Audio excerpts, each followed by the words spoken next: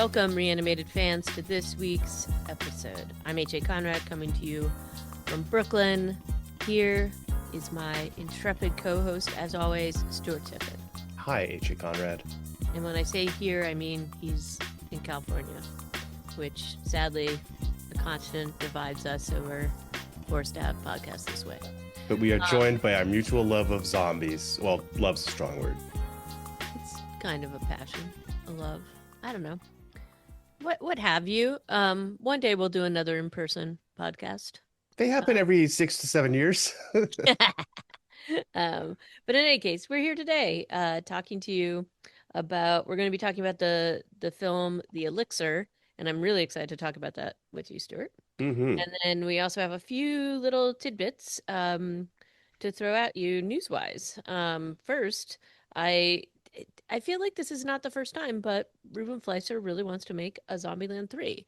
I feel like this has been something that has been talked about or thrown around a little bit, but I don't know that it was quite as definitive as saying it like this. I don't know. What do you think? Now that 28 years later is being made, I think That's clear. kind of what I was like, In this Deadline article where he has this interview, he basically is like, "Oh yeah, I got the whole idea for running zombies in my movie from 28 days later. So I figured if they could do it in that movie, I could do it in mine." So Yeah. clearly that's his whole career is like Yeah, seeing what it has been. 28 yet later does, and then he just does the same thing. So he's for sure gonna do another movie. I mean, until then, though, he has to do that magical movie with the now you see me, now you don't. But true. So we'll see what happens. I think that maybe he gets more buy-in for it now that the 28 years thing is going on. But that could be a lot of fun. And it's a fun cast, so we'll see. I think it could be fun to see how that world evolves a little bit, and what they come up with. So stay tuned on that. I feel like this was the thing where he's like, I want to see if we can get like buy-in and do the thing. So we'll have to see. Um, Did you read in this interview also the story? Maybe you've heard it before, but the Bill Murray story, how Bill Murray ended up in the movie? yes, yes, which is I pretty. had not, or maybe I've read it before and I just forgot that they tried so many other celebrities Yep. before they landed Bill Murray, and that was mostly a Woody Harrelson connection. Yep. Uh, yeah, I just thought it's a funny story because like everybody else passed on it, and Bill Murray would have too, but he was like, "No, I'll do your movie, but I have to have speaking lines. I'm not going to be a zombie." They tried to get Patrick Swayze to show up just as a zombie. Also, he had pancreatic cancer at the time, but there were a few other like Mark Hamill could have been in this role too. It would have been pretty interesting. I feel like Bill Murray did it and did it well. Yeah, So no I, regrets. no regrets, no regrets. But next up is this whole this article which has a lot of questionable choices in it, and this is a listicle, and it was about zombie shows that are better than The Last of Us, which First of all, okay, yeah, I feel naive and like gullible for clicking on this Screen I Rant. You saw got the me again. This was a I saw rage the click. title of this, and I saw the title of this, I saw this, and I was like, this is going to infuriate my dear friend Stuart. Um, and I was right. And the first couple out the gate really just so they're saying these are 8 shows they're saying are better than The Last of Us. And Well, granted, it anybody also, who's listened to our podcast knows that I am pretty down on the Last of Us right now. So I'm not even in a charitable Last of Us mood, but still. well, and it also has three of your like least favorite That's what I'm saying. And shows. they start off with Santa Clarita Diet, which I couldn't even finish after season 1. And then iZombie, which I couldn't even get through one season of. I don't think you were being fair to that show, but Maybe I wasn't, but also, this was not a zombie show to me. It was just like a weird procedural crime drama comedy. I guess. The Walking Dead, maybe just purely over by quantity over quality, could be Mm. considered as at least on par with The Last of Us, but that's even a stretch. And I'm a big fan of that show. The Returned, I honestly haven't seen it, but I think it's the French one. Yeah, And those aren't zombies. Aren't those just like no, people who they're show up? This is more like a story about logistics than anything else. true, true. Anyway, go if you would like to be enraged, so we click on the link. I will say the only one on this list that is uh All of us are dead. All of Us Are Dead is on this list, and so And is they haven't, Dead Set, which is another yeah. great one, but very limited run. Anyway, Pushing Daisies, did you ever see that? I mean, it's got your Oh, favorite actor in it. oh my gosh. I love that show. Is that a zombie show? It's not really. It isn't. I don't think I would even come close to calling that a zombie show. They do reanimate, like, so do you know the whole premise of the thing? I mean, I just what I'm reading here. So basically, he has this power where he can bring back people, um, but if they stay alive longer than X, like I forget what the amount of time it is, somebody else has to die. So the whole premise of the show is that Chuck, the woman who's like super adorable and cute, was his childhood neighbor, and he basically his mother was going to die, and or his mother died of a heart attack suddenly. He brought her back to life, but then Chuck's dad died. Hmm. So she ended up having it. Yeah, like it's pretty rough. And then later he brings her back. But the thing is, he can't touch that person again. So his mom dies again because she touches him, and that's how he discovers that that's the weird loophole of his, or the weird, like, horrible part of his little superpower. It is like a weird and like stylized, strange show. It actually has Kristen Chenoweth in it. There's a lot of like musical weirdness in it. Visually, it is a cool show. And it's weird, but I kind of put this and what was there's that other show, but this is like slightly different because it's like, but very like kind of death focused show. I kind of put these in the same categories as like what was the show with That one the, where she was the Grim Reaper yes, or that something? one. The like Dead Like Me or something like that? Yes, Dead Like Me. Thank you. So weirdly, I have that. I have these two, although Dead Like Me was a little bit less stylized, and this feels very like if you see the color palette, they're just incredibly intense, and then there's just sort of this absurdist piece to it about it. But it's really fun. I wouldn't put it at, I definitely would, maybe I'm wrong, but I just wouldn't put this in a zombie show category though. Either way, just another example of a rage-inducing article from Screen Rant. If you feel like your blood pressure is too low today, go ahead and have a look at their Yeah. article, Eight Zombie Shows Better Than The Last of Us, and And prepare you want to to, know what show isn't in there, which should be there, and you know what I'm going to say? In the Flesh should definitely be in there. for Over sure. Yeah. like over Ash and like all that stuff. Come on. Yeah, if they're So gonna pull from the British zombie show, like hell, you could put Zomboat in there, and I would also support that as pretty good, close to being on par with The Last of Us. However, okay, next news item. Oh, this one is quite an interesting one. So everybody's been talking about Vince Gilligan. yep. What's he gonna do after Breaking Bad? What has he done since Breaking Bad? That's it, right? Like he did Breaking Bad, he did the one Better about Call the Saul. the car, which was also a Breaking Bad spinoff that came out during COVID. What else has he done? Uh Better Call Saul. That's the one I'm Better talking about. Call Saul, another spinoff. Yep. And I always have like a fondness for just the, I know it's not true, but the whole theory that Glenn starts out like he's the one, like the whole Breaking Bad blue drug is what causes the zombie apocalypse in Walking Dead. You know that whole fan theory, which I think is kind of awesome. Um, but so that's kind of fun. Um, Hmm. but but so it's like zombie adjacent. So this is kind of just kind of fun for me generally. But have you watched it yet? I've seen the pilot of Pluribus, mostly because of the all the zombie parallels that were being drawn. Right. So essentially, I don't want to like. So we're gonna spoil this. So if you haven't seen this, do not listen to what we're gonna talk about.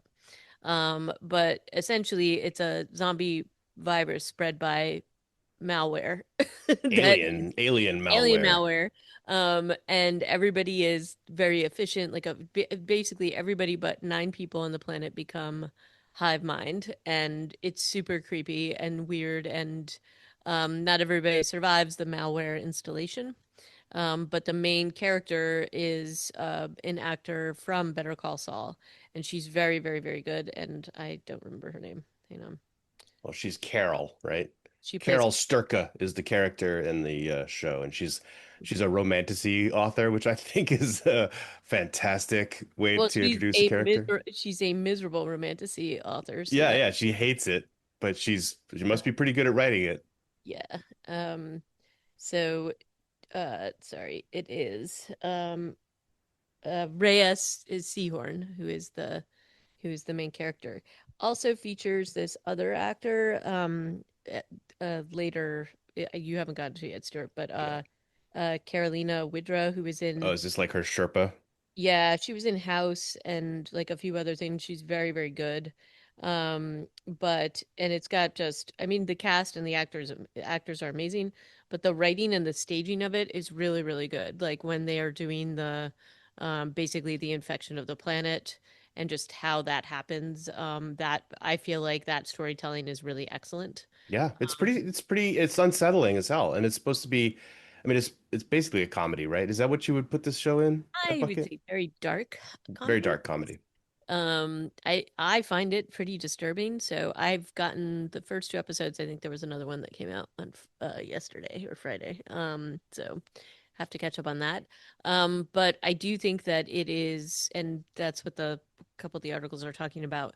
It's just sort of like what is humanity and what is worth saving, and is the messiness and negative parts of humanity worth saving versus this incredibly efficient, happy hive mind that Carol finds so infuriating.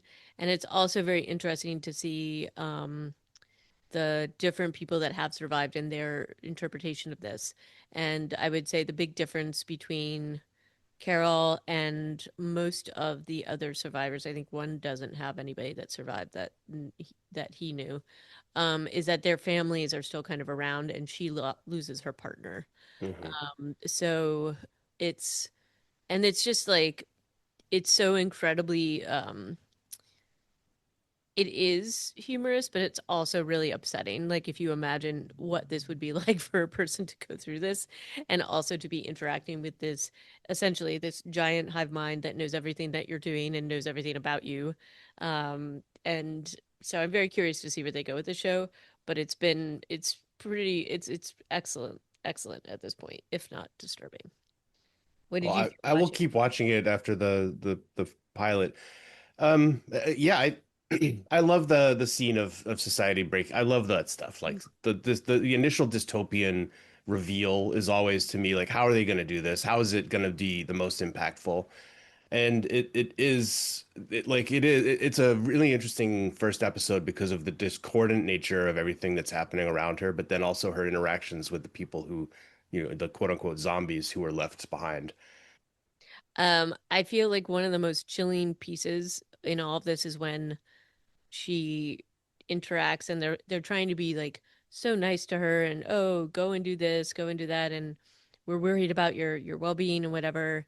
And then they tell her that she's one of the nine She said it was her and then 11 others. sorry 11 others and then say we don't know why. They apologize to her that she's not part of their community and then say we need to figure out why and fix it. And that is like one of the most terrifying moments that you could ever imagine as an individual, that you're going to have your freedom taken away, Yeah, your individuality taken away. And so the individuality versus group think is I suspect going to be the individualism versus group is going to be a very like thing that they'll explore. for sure. I'm sure they've got a really compelling story to tell. So I'll watch this and I just, I don't think it's anywhere near our wheelhouse. I mean, Oh, it I don't is. think it's I It's don't kind of think it's interesting zombie. because, talking about the loss of control Yeah. often is a story of being a zombie from back from voodoo to modern day. Like when in the movie we're going to talk about today, people they lose their individuality. They are taken over by new programming and they become something else. That's part of the zombie genre. It's part of the mythos. So this is that up to a point. It's just a very different way of doing it. So maybe the critics can finally get off the butt of zombie subgenre by saying there's no new way to tell these stories because this Yeah. if you do consider this a zombie story, it is a very fresh telling. Yeah, and I guess also examining, well, okay, Because some of what I think the argument is that, oh, well, we're doing these efficient, amazing things. So the difference in this zombie story is that they appear the hive mind appears to be doing things for the good of mankind. They're trying to fix things. They're trying to, clean things up. They are not out eating brains as far as we can see, other than to take over everybody in the hive mind. So that'll be interesting to watch how this whole thing unfolds. So I don't know that we'll be agree. I don't know that we'll be reviewing it, but certainly we can comment on it as we kind of follow it. Yeah, So I think we're ready to talk about our spotlight, which is the Elixir, and this came out this past year, October. October. And the director is Kimo Stambol, producer Edward Nazir.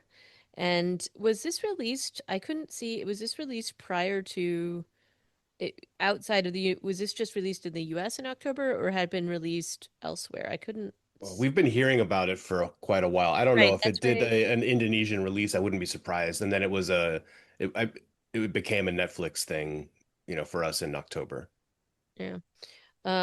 It was like, look, the production happened in 2024, so it wasn't like that that far um afield from when it got released. And then this was also Netflix kind of took this on at the same time as Outside, which was, so that's kind of interesting. Yeah. And this is I mean, it's an Indonesian zombie film. It was really like where they're doing all the filming, and I thought that the setting was very cool. And I'm excited to talk about this with you because I will say just at the outset, the visuals for the zombies and how this all takes place and some of the attacks and choreography and editing I thought were just really terrifying but also excellent. This Uh, is a super high production value yeah. film. And that was one of my main takeaways that I've been thinking about since watching it too, which I watched it a couple days ago. But like we I think are too nonchalant about high level zombie effects these days because some of it can be done by CGI, but that represents a budget and a time commitment that some other shows and movies that we still see don't appear to have. So when you watch an actor changing on screen in front of you. And we've talked about this with the Thai movie that we saw also, where people are just changing, and the Zom 100 Bucket List of the Dead, where an actor is standing in on screen like in the frame, and then they are turning into a zombie right in front of you, and that's all happening on their face. And this movie features that a few number of times. Like this is a really high level of sophistication Yeah. that I No, think absolutely. we take for granted, and I'm really happy to see it, and it really keeps you immersed. Yeah, I really was just so impressed as I was watching this, and I liked the storytelling. I liked they did a little bit of a, like rollback in terms of time just to kind of keep things interesting. But I thought it was done in a very great way. Um, it was an interesting way of storytelling, not to rely on this throughout the movie, but just to do it once. And then the timelines kind of catch up, which is fun. Yeah, Um, and you don't have to wait too long for that to happen, I guess. no, so I just thought at the outset this was really a fun ride, but also just so well done. And I was actually looking for like more about the making of the movie and because I do think it must have been pretty difficult to film some of this given the weather and everything else. So but the special effects were really incredible.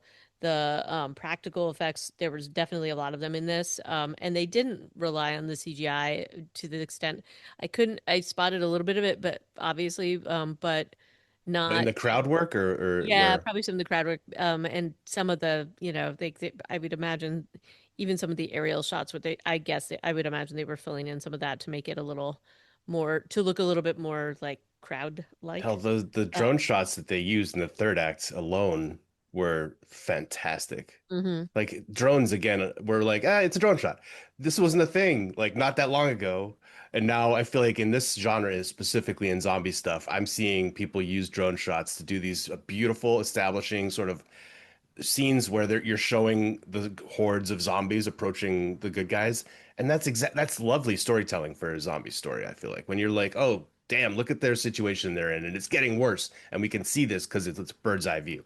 I love it. I love it so much. Now one thing that they did use, they used AI to basically map out every single shot list, every single prop, all the things that that you would expect in any production, but that is what they used like AI for in For this film. storyboarding or something? Yep, for just like mapping out every single thing, and it also makes it made it a lot more like efficient to be able to like map all this out. And I mean, and I would imagine even alternative shots just in case it doesn't work the way you think it's going to. Um, so there's like a whole article about that's what it was about. I was looking for more articles about like the actual practical effects and things like that, and I didn't find that much. But that Well, was you could tell that their stunt people were doing a lot of work diving off of because the way the roads are in this out, a lot of these sets are outdoors, and the roads are kind of lifted up next to the fields. It's a rural agricultural area, and the roads are like it looks like a good 2, 3 feet above. There's no shoulder, right? It's like there's a right. concrete wall, and then it's just down 3 feet into the field. And there's a few different times where zombies are just diving off of the side of the Yep. road into the field, and you're like, Yep. damn, that looks. And some of those shots are from Cool. drones, and there's no mat there that they're diving on necessarily, No. right? No, and then the choreography and the speed and the I mean it's going to have to be like um just perfect in terms of how you're working with the other actors because there's just a lot going on. So I was definitely I was definitely interested to see that. There was I know Netflix did like a kind of a behind the scenes. This was like a little bit of a trailer to kind of tease what was happening. But there wasn't as again wasn't as much of the detail. You know, the minutia that you and I like to see. But anyway, let's dive into it. Yeah. So When this movie opens, you kind of think it's about two people, and then it's not really about them at all. I mean, their story returns and their story is told, but it's not their story. It's about a different group of people that we meet after the flashback begins. But when we start, there's a circumcision party, everybody's favorite, yeah. at the village chief's house. The two young lovers we meet who we think this could be their story are Ningsi and Raman. Raman's a police officer from this small town, and Ningsi is not sure. She's helping out at this party for the village chief. The actor's name is Claresta Taufan, and then Raman's played by Ardit or Wanta. And they have an interesting story that's established where he has delayed his proposal to her, and she's mad at him, and he's thinking about just proposing to her while she While she's washes doing the dishes, dishes. which I'm sure she'll be really excited I'm about. glad that he doesn't get to do it then, but I'm not so sure that the way he ends up doing it makes sense either. Yeah, no, it does not. Yeah, But so that's their tension. They're like young lovers. We're into them. We're into their story, I feel like, yeah. because they both seem earnest and like nice people. But it's not their story at all because okay, Oh, so he drives off to work. He's got to go to work, and as he leaves, a car crashes into the party. And then the village chief is super mad, like, how dare you, you drunk driver, opens the door of the car, and we see our first zombie. And we get to know this guy a little bit later. Eris. Yep. That's our beginning of the zombie apocalypse, but then we go back 5 hours quite quickly, and we are introduced to, well, first we go to this factory where they're making these herbal remedies samples, Mhm. and there's two little suitcases. One's going to Jakarta, and one's going to the boss. And then quite quickly after that, we meet the boss himself, whose name I don't think we ever learned, or maybe we did, but I don't know, but it's just dad I basically. called him Boss for the whole movie. Boss. And his name though was Dimon, because they do mention him later. Because there's a whole bunch of family drama going on around this guy's family. He's got a very young wife, Miss Madam Karina, Karina. and Karina's played by Ava Cecilia. Yeah, Sadimin is the guy, her husband, and Rudy. they are very wealthy. They have a lot of staff. She's doing yoga when we first meet her, and he is a little older than her, a little bit decrepit, and then he's He's a lot drinking. older than her, actually, but okay. Yeah, but I mean that was mostly done with aging up, and it didn't Yeah, really. it didn't To me, really it work was so well. yeah, It looked like they had just thrown some like baby powder in his hair. yeah, And yeah, yeah, and so he is the lucky recipient because it turns out that it's his factory, right? yeah, He's the lucky recipient of the quote unquote elixir. And immediately he looks like younger. They do the whole thing where his hair is black. He looks like he has no wrinkles, but the aging up makeup on him or whatever they did wasn't exactly successful, I thought. So, yeah. And so he's like, wow, I've de-aged so much. His wife is excited. They've been talking though about how he's going to retire and they're going to go on a trip and they can just relax and maybe she can have a kid with him. Is she's one of the things she's suggesting to him. Um, and then we were also meeting another couple of another family. This is a Ness, woman named Canes or Ness, as they call her, played by Mika Rudy, Tambayong. and Rudy, her husband. Rudy, her husband, and then their son, Rayhan or Han. Everybody seems to have a couple different iterations of their name that are used throughout the film. And yeah, they're another family. They seem quite well to do. They're dressed well. They have a nice new modern car, and they are driving. We find out to Karina and Dimon's house, but Ness and Karina are on the outs. One of them, the servers at the big house is even talking to Karina about, oh, I wish you were friends with Ness again. You guys used to be so close. And then there's some like sad looks. Hmm. And then there's also a conversation with Rudy and Ness about, are you going to get along with Karina this time? Try your best, yada, yada. But when they actually arrive, it's way worse than I thought it was going to be. Like, Yeah, it's pretty bad. Ness doesn't even talk to Karina, uh, and walks right past her and kind of marches into the house. And this is where you start to realize what the relationships are between, like, so Ness is Dimon's daughter. Yeah, And it's confusing a little bit because Rudy keeps referring to him as dad and only yeah, ever refers to him as dad. yeah. So I was like, is Rudy his son? Are these brother and sister who are I thought married? the same thing, and I was like, no, the way that I kind of got it, the way that Ness was operating Yeah. with Karina, and then we find out later that this is her dad, Ness's dad, and that Karina was her best friend. Yeah. Her And best friend who married her dad after her mom died. pretty gross, Uh, actually. and to further complicate things, Rudy and Ness are on the outs too. They're getting a divorce. And there's another member of the family who's living in this house with Karina and Dimin, and that is Uncle Bambang or Bang or Bong. And he is a slacker, I guess. He's a slacker with a lot of guns and video Yep, games. yep. But he doesn't yeah, so you see all these guys like there's a scene with Rayhan in his room and he just keeps picking up a different gun and walking around the room with it while they're just talking. And Bambang is not at all concerned about this child carrying all these guns around. Yeah. Um, Granted, I think they're supposed to be, you know, You think they're airsoft or something? maybe that's kind of what he says. It doesn't even hurt. Then later, Not, when they have the one with the orange parts on it, they're like shooting a Nerf gun or something. yeah, but But those ones looked real to me, and certainly the crossbow turns out to be real. yeah. Uh, So yeah, and Bombong and Rayhan are talking about like, hey, you know what? Don't worry that everybody's mad at each other. Like your mom and Miss Karina are mad at each other, and your mom and your dad are mad at each other. But that's their stuff, and as long as we're cool, everything's good. This lets you know that Bombong is like a decent guy, even if he is a slacker. But the family drama really starts to boil up pretty quickly here when Dimon reveals that he has euthaned himself and announces quite quickly, like, I'm also not retiring. None of you are going to get a payout from the sale of my company because everybody has already started to like spend that money in their heads, right? yeah. I Well, thought that and was for that was Ness, pretty good family drama scene that it comes up was. here. And for Ness and Rudy, like Ness wants to do her own thing. She wants a divorce, and this would allow her that amount of money, that, independence for Bang Bang.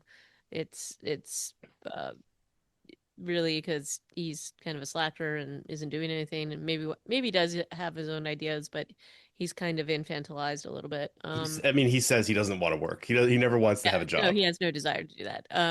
But from the dad's point of view, he doesn't want to retire. He's now younger, at least right now. And also he thinks he now has a gold mine on his hands because everybody will want this like basically fountain of youth. And it'll allow him to actually live with Karina in like be like seemingly closer to her age. So like but this just is like this massive revelation and family drama explodes right here. It really And explodes. But wait, before and what? Before then, HA, there's something he says in this scene that sits with me for the rest of the movie, and it's still in my head. And that's where he accuses his daughter, Kenness or Ness, of not really trying really hard to make herself attractive for her husband. yeah, And I that's look pretty at this upsetting. woman, I Mika know Tambayong, who is a she's the model. most beautiful woman you've ever seen in She's your a life. model, actress, musician in Indonesia. And then the character she's playing is a wealthy, probably stay-at-home mom, but she is dressed in like she's got baggy jeans on, but her sweater it, like clings to her. She's showing a little bit of midriff or hip action. And This is a also beautiful woman. She doesn't have to try. she does not, and also by comparison to her husband, Yeah. like she is so far out of that guy's league. Like, not to be mean or anything, but But she because her dad is like, what did you even try to keep yourself attractive for him? I'm I just like, know you. dude. Yes, it was pretty rough. So then, as the dad is getting more and more incensed by this conversation, he's like, "My damn kids don't try hard, and nobody's doing anything for this company but me. Oh, They're all off living in but Jakarta." let's also to get like his idea of her trying hard is like being attractive. Like, how about you talk to her about what her actual dreams are to start her own business because Well, she seems to want that's it is not even not, something he's but thinking I about. think I want to point that out because Yeah. that to me is like I would have liked to see a little bit more from like I would like to see her push back and just be like yeah, like Well, yeah, that would have been even better if they had managed to like turn that on its head because it seems like she is kind of being like just supposed to be this backseat to her idiot husband who does seem like an idiot. And she does say she has ideas for starting her own thing, but we never yeah, get to and hear so I'd anything like to about it. know what those were. So that was the Yeah. one part that I was hoping they would actually expand upon, and they didn't. But anyway, sorry.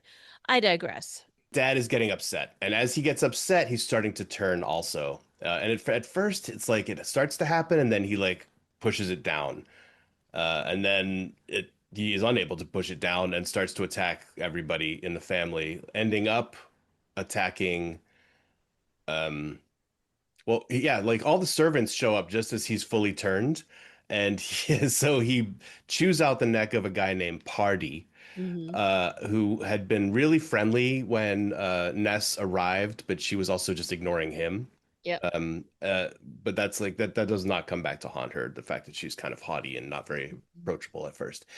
And then Mr. Eris, the driver, also comes up to the boss and gets a face full of blood puke for his trouble. The blood puke, the face, like how this starts appearing for I mean they hint at it a little bit when you see like the back of his neck and then this just kind of as it's whatever is happening like as the effect is spreading through. I thought this was incredibly effective. Just really just this is and how fast it moves. And one thing that I will like there generally the continuity in how people get infected, how quickly it happens with like an immediate bite versus like or like somebody's like totally taken down versus somebody just getting a bite. I thought that was pretty consistent. But in this case, he drank the full on elixir, which is the source, so it's going to happen a lot more quickly. And it's throughout his whole body, like his all of his systems are just kind of rebelling at this point. But the blood puking was like so gross. Yeah, you don't see that happen to any other characters, I feel like, Well, they hint a little bit at it, like, or they kind of like do a fake out later on, with with Rudy. no, Bang. is it bomb bang bomb Bomb um, bang. Bombay when he gets into the car accident and he throws up and you're like, oh no, but he doesn't throw up blood. He's just throwing up because Yeah, he he's was just wrecked. puking because he's like, this has been the But worst day ever. and then there's a couple. I think Rudy does a little bit of the puking too. Well, he certainly is covered in blood when he comes later on in the film, and you're like, oh man. And I actually thought that was a. I mean, we'll get to that. We'll get to that. Yeah. So, but in the mansion, he has torn out the neck of Party. He's puked all over the open mouth and face and open eyes of Mr. Eris, and then he turns to Bombang and he's on him. Bombang now has a crossbow. I'm not sure when went and got that, or maybe he had it in his hand because he was trying to distract Rayhan when this huge family argument was going on. And he is holding his dad back with one hand. The crossbow is kind of pointing toward him. They say it was an accident.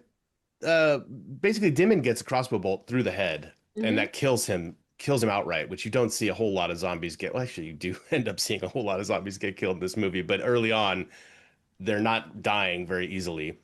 But this kills Dimon. I think I have a bit of a problem here where Karina then is like, "Oh, my sweet baby, you're dead. Oh, you poor man." I'm like, "You just watched him tear out the throat of a guy and puke blood all over another guy's Well, face as you were trying to kill him." to be fair, people could be in shock and it's kind of hard to process what's Yeah, I happening. feel like the shock reaction that I would expect would just be everybody sitting there going, "What in the hell just happened?" I mean, sure, you can be a little bit upset that the love of your life or whatever is has a crossbow bolt in their head, but look at that person too. I don't know. Yeah, I agree. And also as you, it's not just him. We're now seeing other people starting to, Well, not yet. I Not guess. yet. Not yet. There's a few minutes here where people like she goes and gets changed, I think. Uh like Mr. Eris has a chance to clean off his face. I think there's a few minutes here while they're like, what just happened and what are we gonna do? We need to get the cops, but we don't want to tell them what happened when we bring them here. We have to get somebody to a hospital. There's a little bit of like panicked trying to figure out what to do next stuff going on. And so they send Mr. Eris to go get the cops in the family van. And by this point, we recognize that he was the zombie we saw at the circumcision party because of the car he's driving and the way he's dressed and what his general look is, right? Yep. He drives off. And then, so there's a couple of ladies. There's so many helpers on this property. There's still like another guy outside who's a gardener. There's at least three women. One of them is Mbach or Bach, who is like a beloved helper of Karina, like somebody that whose opinion she values. Yeah, I also think we need to talk a little bit about, when we start out the film and we see the party happening, that's at Village Cheese House, but most of the people that are involved in this are in some way connected with the estate of Karina and a lot of this community. So a lot of them are servants. Like there's a very big divide between this family and the rest of the population. And you get that when they show up and they're like kind of, it's not like, so that's something Well, else. you can imagine that Dimin knows all these people, but his children live in Jakarta, They except for do. Bambang, who doesn't know anything because I think he just stays in his bedroom all the Right, time. but like this is like even that amount of money and But yeah, privilege his not going to save them. And in fact, yeah. when they're like kind of running around and trying to figure out what's happening, I do think that there's a commentary on that going throughout this, which they deal with later too, which is that you have this like incredibly wealthy family that's um and not only they're also the cause of it too, but their pursuit of this greed is just the downfall of basically this entire community. Well, So, just also a lack of basic scientific due diligence. Come right, on. that too. I know. Hey, boss, drink this. Yeah, That's the first test they did on this substance. yeah, That seems like, I mean, that seems like a suicide. But also, like, this is the part of the conceit here is that this is the famous Indonesian herbal remedy thing called jamu, which is I don't think there's really anybody who thinks that this stuff could start a zombie apocalypse. It's made of like yeah, natural components in theory. yeah. So a little bit unexpected, I guess, that you're wheatgrass shot would make you turn into a zombie, but here we go. Yep. Um, and so back at the ranch, Party reanimates. He's the guy whose neck was bitten out. And as Mr. Aris was driving away, he was blinking a lot. Like you could tell that he was not okay in his eyeballs. And obviously, we've seen him reanimate, so we kind of know what's going to happen to Mr. Aris. But Party reanimates and starts tearing out the throats of the women who were trying to help him out. And then Bombong and Ness have gone outside to sit in the car and talk about like their feelings. Because Dad's dead. Dad never thought I was much of a good son, and it was my fault that he's dead. He's like, so Bombong's blaming himself for killing his dad with a crossbow bolt, and Ness is just sitting with him as he kind of talks it out. But in the background, we see one of the other servants, like a gardener, I think, get jumped on by another zombie from inside the house. And this starts a pretty good little sequence where they run her over. Oh gosh, yes. And the effects on this are really, really good. Yeah, So amazing. And it happens so fast. Like, I do love that he saves his sister in this way, but then also it does the tension from this particular moment. Like, they're like, okay, they're safe, but she's still hanging out. The zombie is like half there, but like kind of wedged under the tire. But later, that this was just really excellent editing and storytelling just in terms of like the threat of these zombies is just real. Like it doesn't matter what you do if you're like even in this case where you just totally take out the lower half of her body, she's gonna keep coming for you until she's gone. And so and I thought that the speed and they speed up the camera a little bit. It reminds me like of The Walking Dead when remember the like half zombie that's there and that's like a whole thing where you see them like kind of crawling. yeah, Or even in yeah, like so I just think that this was like a pretty interesting little sequence and fun effect. yeah, So, super good. And while they're dealing with this outside, this very horrifying scene, and eventually like they just drive away, right? Because they're like, people are chasing us. We've got to go. That torso's out here. There's another zombie outside. It's time for us to go. So they drive off. And then inside the house, that leaves Karina with Rayhan and Rudy and Bach, and they are now being chased by another zombie who has risen. One of the people that party, I guess, is chasing them, and then mhm. party's also biting another lady who's working in the house. They eventually all just run out the back door. Some of them I feel like did not even have shoes on, but maybe that's not such a big deal in Indonesia. And they just kind of run across the fields. They have a phone, and that's what they've got, and then they're getting chased. There's an interesting scene here that leads you to the one of the big events of the third act, where they're hiding around this truck when it starts to rain, and you see the zombie that's hunting them react very strangely to the rain, right? So this is Yep. like a decent way to plant this effect or thing, that phenomenon for later in the film, and they are able to escape as a result. And they go toward the village chief's house. That's Bach's recommendation. She is the local expert, and they get there pretty quickly. Like everything seems to be within a very small geographic area in this film. Because It like, but even when Bonbong and Ness have their car crash, they're still basically right in town, yeah. right? Like nothing is far from the chief's house. Like the police station is very close. It's not like condensed or like dense housing or anything. Everything is kind of separated by these farmers' fields, but there's still also not a huge amount of distance. Yeah. And yet, even though it's not a huge amount of distance, when you're getting chased by a horde of zombies that are really fast, things can seem really far away too. Yeah, And there's also a limited number of paths to get to the places that you need to get to because otherwise you're running through fields, which they do a little bit, but it's accessibility here is really difficult because it's like you are going to be you're going to be encountering zombies and attracting their attention because there are very limited ways to get to where you need to go. And also, I also want to say that in addition to the piece with the rain, and that kind of stopping them, it's also the sound that they use generally to like in a good way, like the thunder as well as the lightning, things that are like attracting their attention. I feel like they did a great job at really capitalizing on this particular instinct of the zombies. So I thought with, as we saw with later on with the things they do to try to make sure that they either don't go after characters or whatever. So Yeah.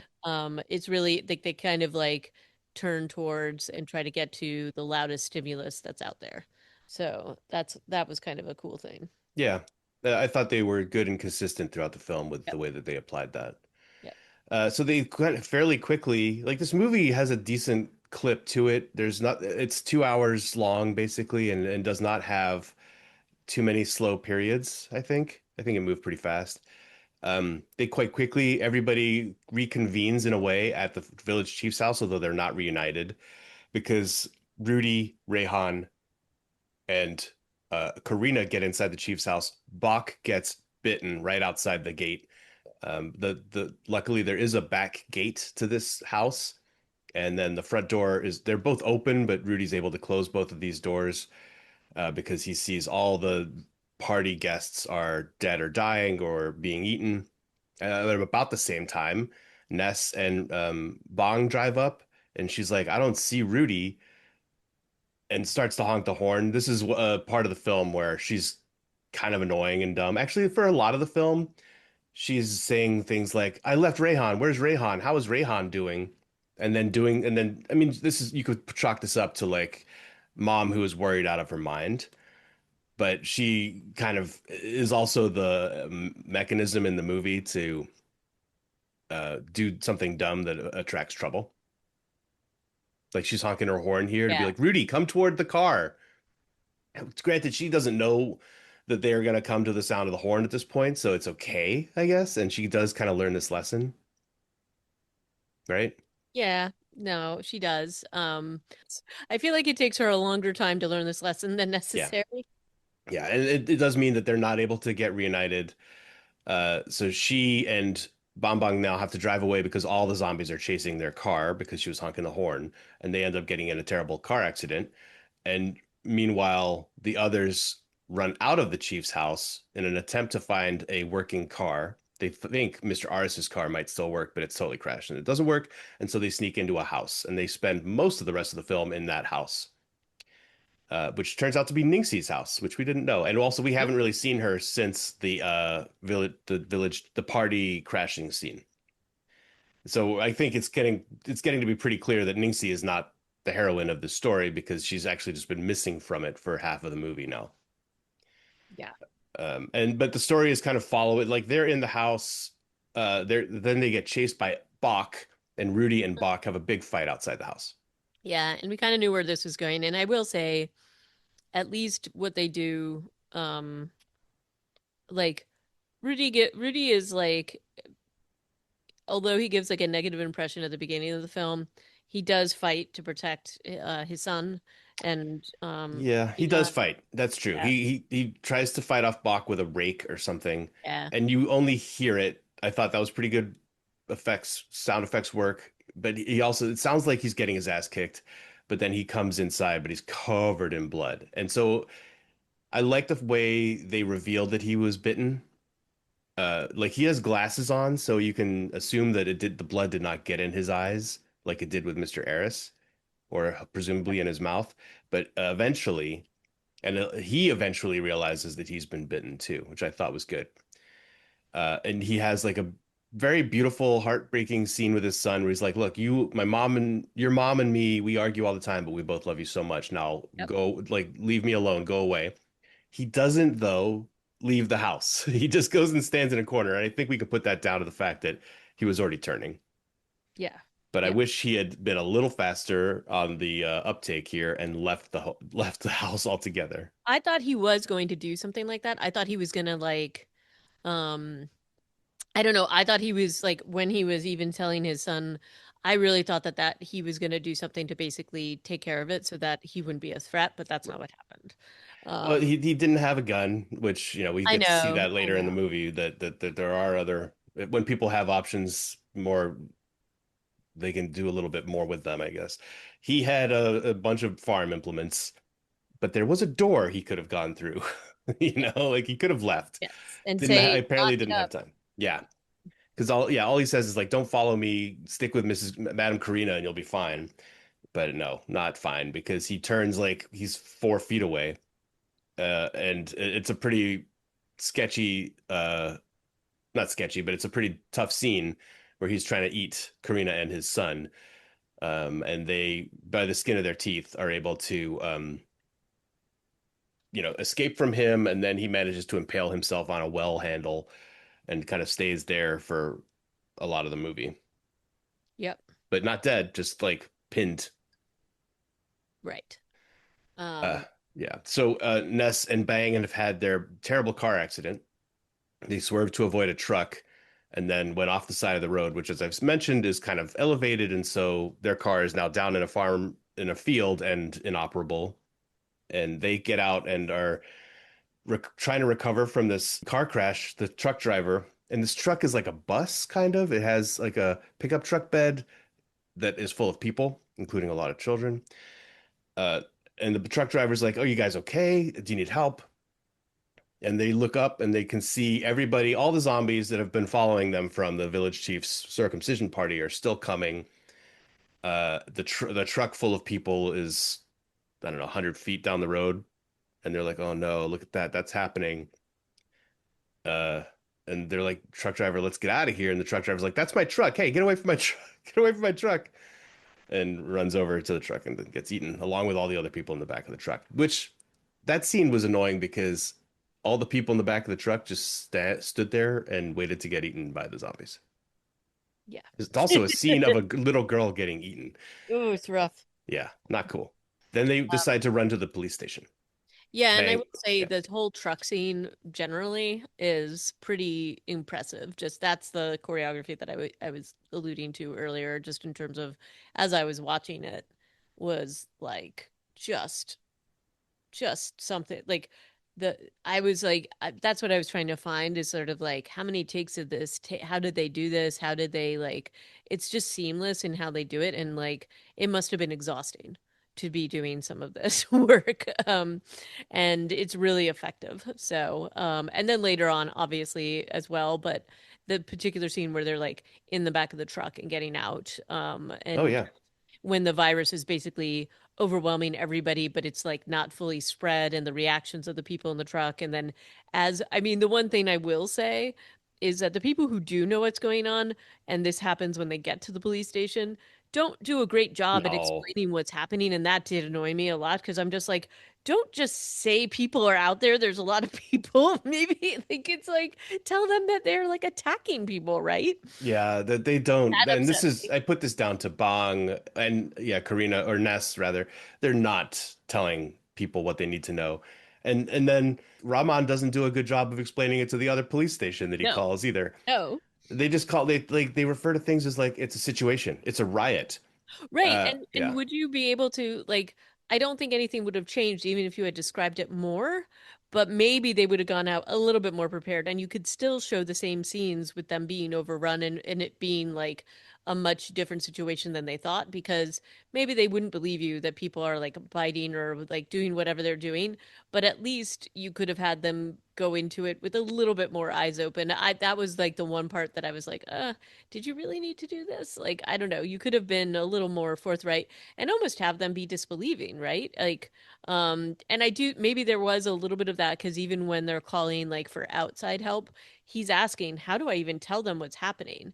And so they just give him, so I felt like there might have been something I was missing in the translate, or maybe the translation was like the subtitles were missing something. Yeah. Um, in sort Because of yeah, Bong is like, hey, don't worry about how this started, which I thought was him right. covering his ass a little bit. Don't Yeah. worry about how this started. We don't know. It's crazy. Just tell them that there's a bad riot. Right, right. So, But when he calls for backup, they send one car with 4 more cops, and they show up and they all die immediately. yep. So yeah, we get to see two. We get the scene of the cops going out to confront the zombies is actually pretty good. Like the police chief is like, "This is bad. Let's get our guns and let's get our vests and let's go out there."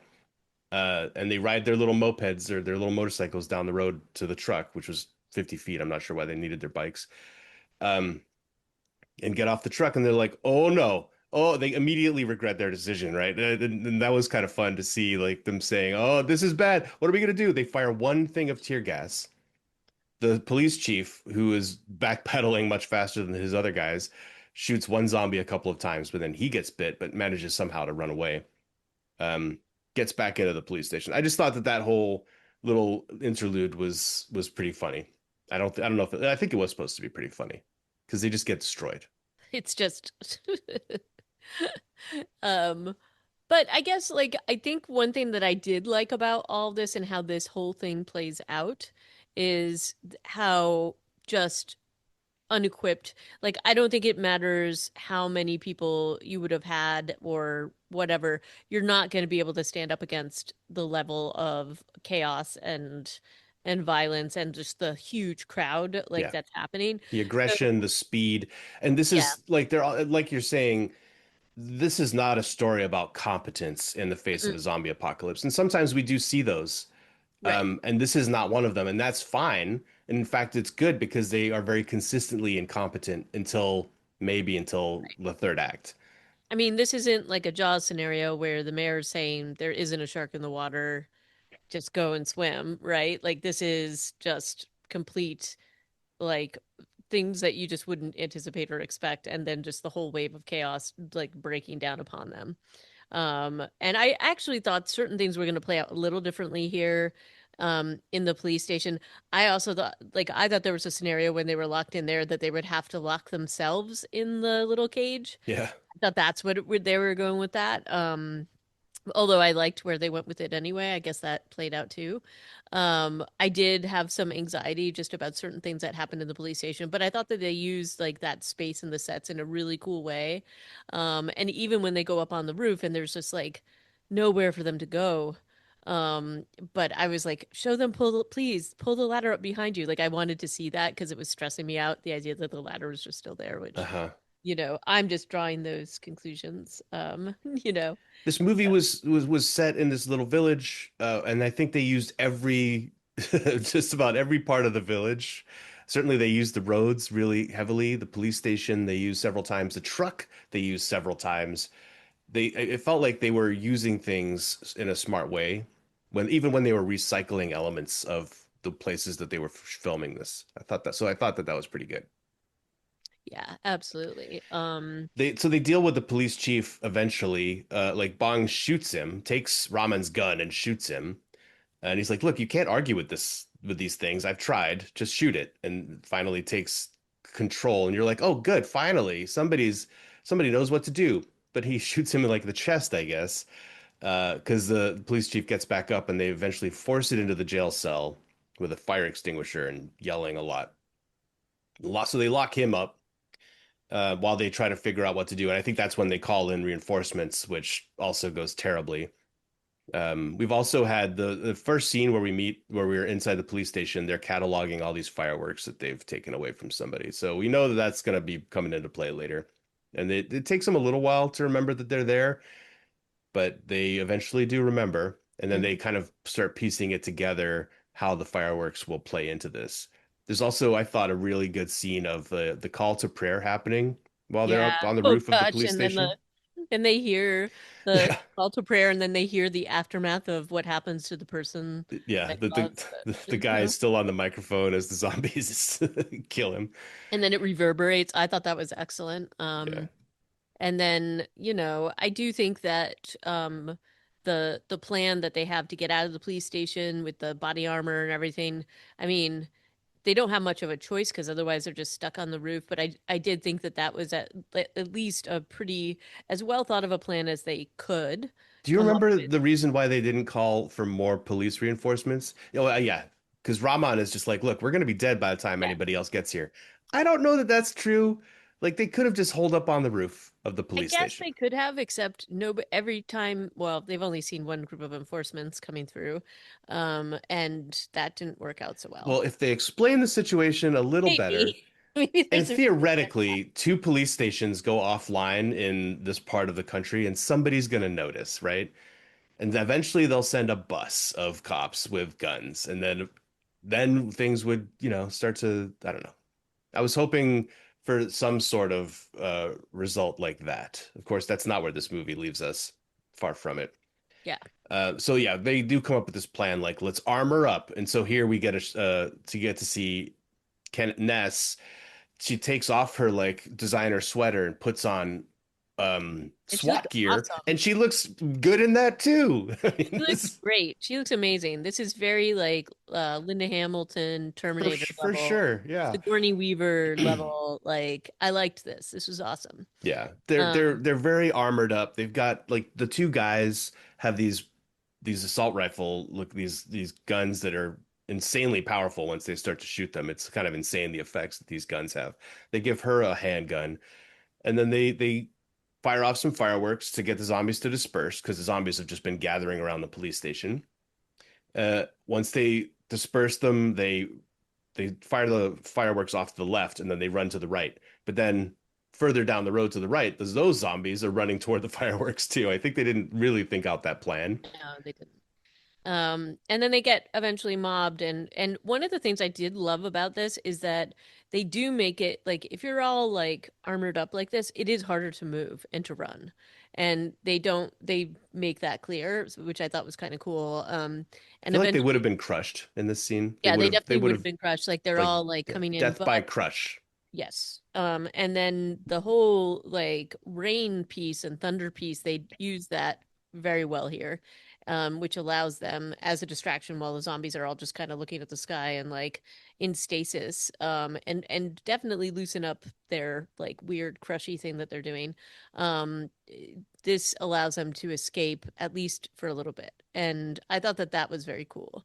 Um, and then When the rain starts, the zombies all just yeah, like leave them and stare at the sky. At this point, also Rudy has escaped from or unimpaled himself and was chasing yeah, Karina, and Rayhan, and Ningxi yeah. around her house. But then, when the rain starts, they run outside, get on a actually, Ningxi has a motorcycle like A in little her house, scooter. so the three of them get on that and then ride toward the police station where they know they've been talking on the phone and have figured out they're like basically the last people there, Yeah. and they're trying to reunite. The rain stops just as our three armored up people are trying to escape from this mob, but the mob reactivates. So that puts Ness in the big truck, whereas the other two guys manage to escape and run back to the Back police into station. the police station. And again, this is, but I thought that they did this pretty well. And so then they have Nimsi and Karina and Rayhan on the little scooter, and the tension that they build here, and so it's like um Ness is trying to distract them because obviously she wants to protect her son. There's some really good shots where she sees them and she's so worried that the zombies are going to go for them and she beeps the horn and basically is like sacrificing herself already. And this is a precursor to what happens later. And then they all eventually end up in the truck. Because of the distraction of the fireworks again.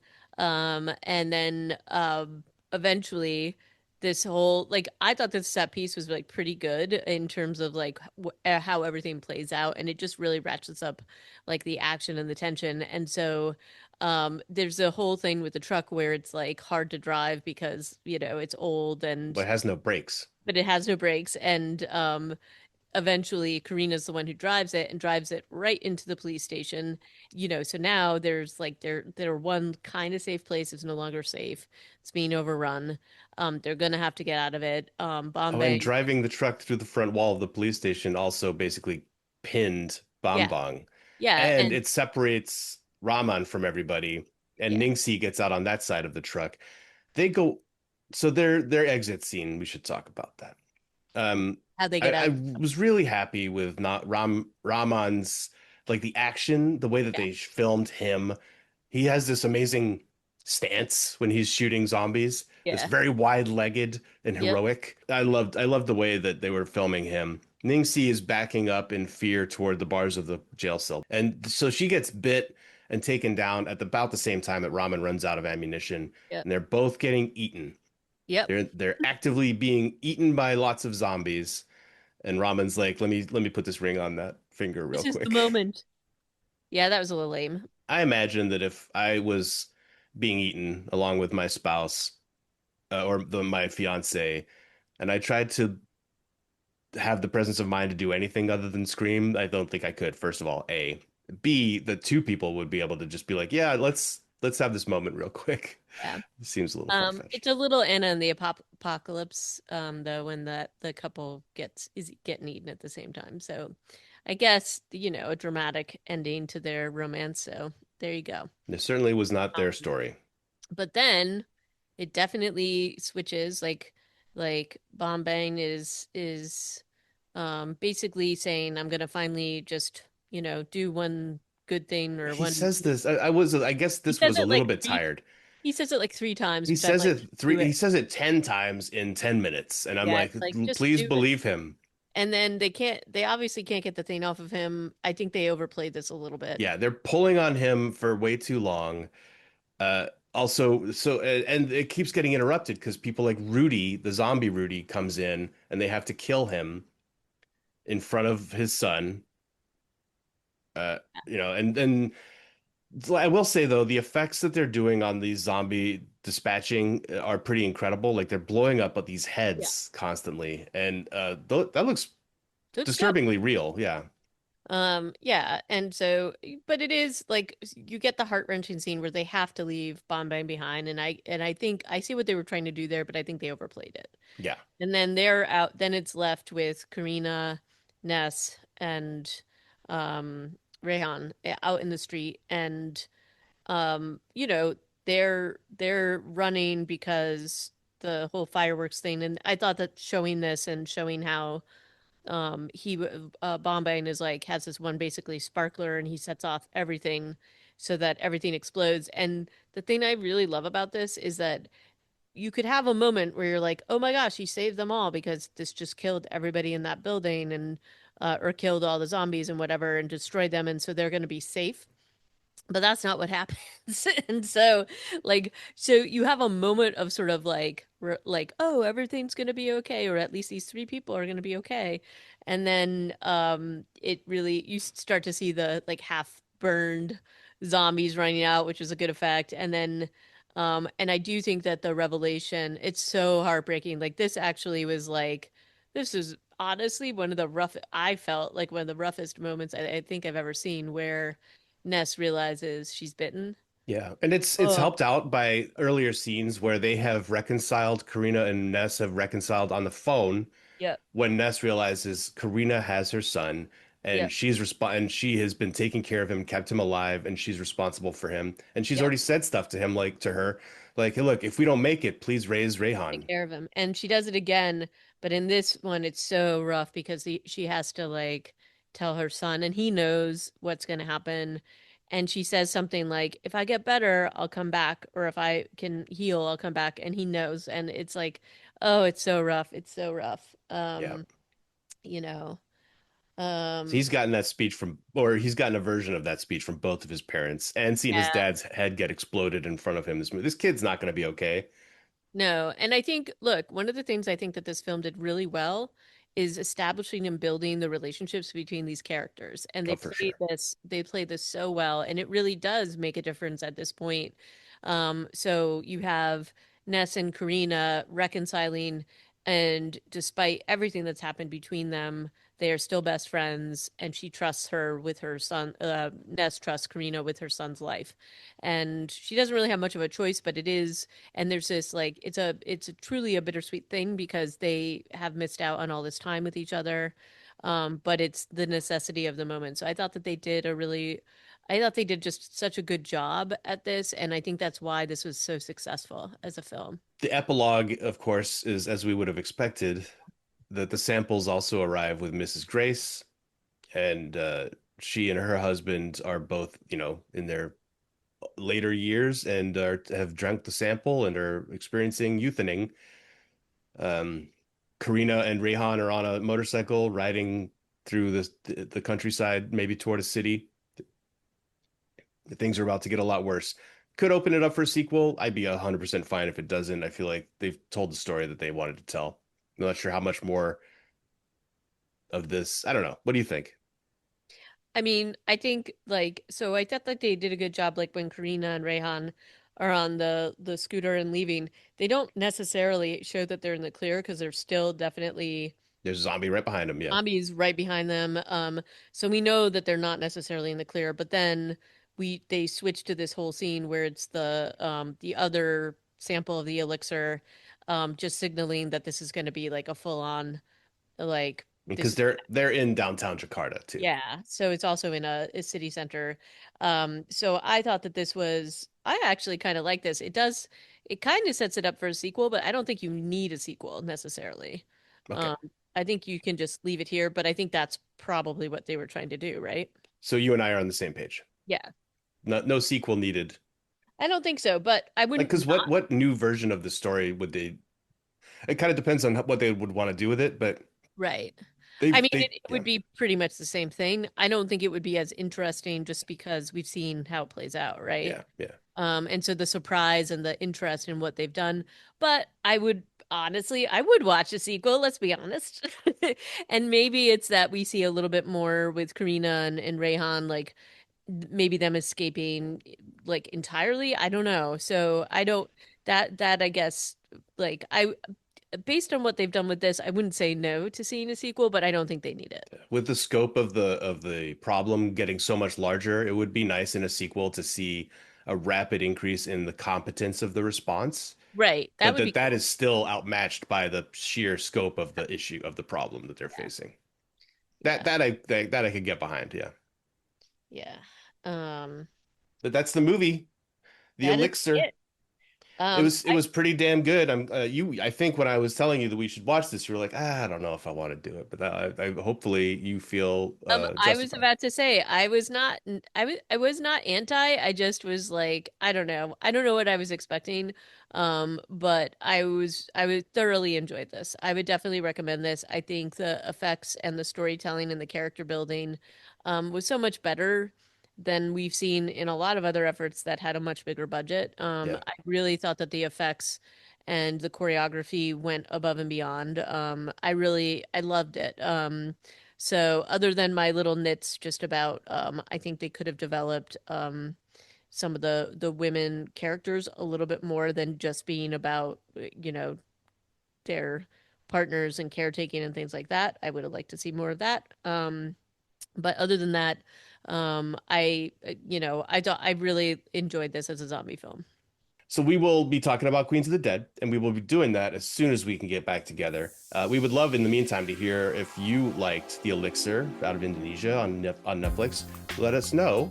You can email us at reanimatedpodcast@gmail.com and find the rest of our episodes online at reanimated.podbean.com. And come have a chat with us on Discord at the Brain Munchers Zombie Collective. And until next time, bye-bye. Toodles.